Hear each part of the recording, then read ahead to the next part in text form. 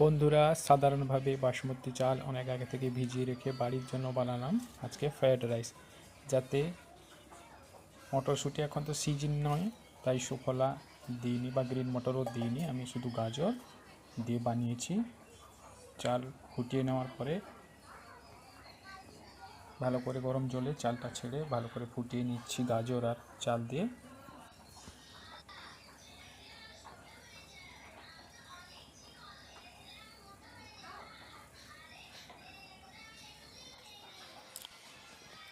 ভাতটা ভালো করে ফুটে যাওয়ার পরে তাকে ছেঁকে নিয়ে একটি পাত্রে রেখে তাতে